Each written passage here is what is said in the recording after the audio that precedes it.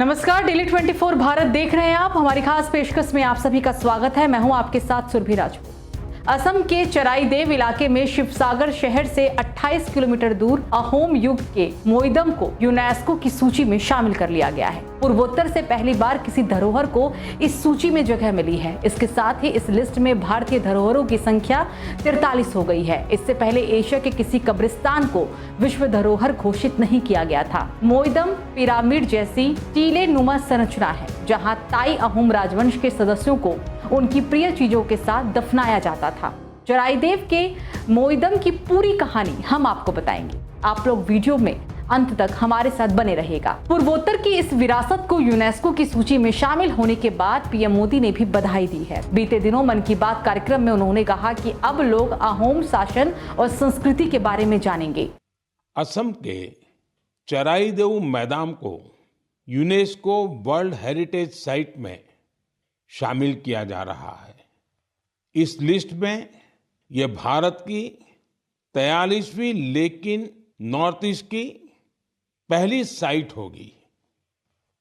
साथियों, आपके मन में ये सवाल जरूर आ रहा होगा कि चराईदेव मैदान आखिर है क्या और ये इतना खास क्यों है। चराईदेव का मतलब है shining city on the hills, यानी पहाड़ी पर एक चमकता शहर। ये अहोम राजवंश की पहली राजधानी थी।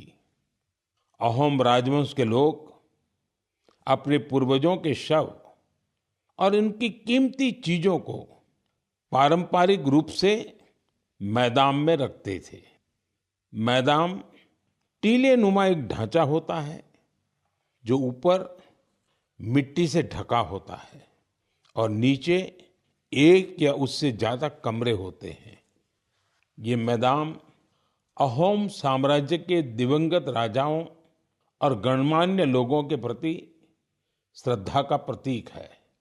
अपने पूर्वजों के प्रति सम्मान प्रकट करने का ये तरीका बहुत यूनिक है।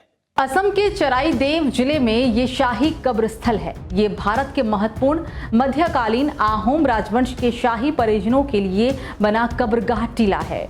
इसे असम का पिरामिड भी कहा जाता है। खास बात यह है कि शाही मैदान केवल असम राज्य के चराईदेव में ही पाए जाते हैं। ये चीन से आई ताई अहोम जनजातियों के राजाओं के कब्र स्थल है। इन जनजातियों के राजाओं में 12वीं से 18वीं सदी ईस्वी के बीच उत्तर पूर्व भारत में ब्रह्मपुत्र नदी घाटी के विभिन्न हिस्सों में अपनी राजधानी स्थापित की थी और वहां पे शासन भी किया करते थे। मैदान को विश्व धरोहर घोषित कराने का प्रस्ताव भारत सरकार ने 15 अप्रैल 2014 को यूनेस्को के पास भेजा था। वहीं मैदान 2014 में ही यूनेस्को विश्व धरोहर की अस्थायी सूची में शामिल भी हो गया था। फिर जनवरी 2023 में इसका भारत की तरफ से आधिकारिक नामांकन भी किया गया। यूनेस्को की ओर से जांच के लिए एक तकनीकी टीम भी भारत आई थी। इसके बाद भारत सरकार के प्रस्ताव को हरी झंडी दे दी गई और आखिरकार 10 साल के बाद भारत सरकार की मांग पूरी हो गई। अब मैदान यूनेस्को विश्व धरोहर स्थल की सूची में जगह बनाने वाली पूर्वोत्तर भारत की पहली सांस्कृतिक संपत्ति बन गई है। काजीरंगा और मानस राष्ट्रीय उद्यानों के बाद ये असम का तीसरा विश्व धरोहर स्थल है। असम के मुख्यमंत्री हिमंता बिस्वा शर्मा ने खुशी जताते हुए असम के लोगों को बधाई दी।